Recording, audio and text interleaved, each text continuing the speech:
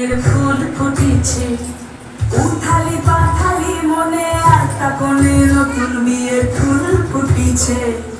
আশ্বিন ফাগুন মাসে পরান ঘাসে নতুন বিয়ের ফুল ফুটিছে, উথালি পাথালি মনে আত্মা কোণে নতুন বিয়ের ফুল ফুটিছে। এই গো পিয়ালি রে, এই গো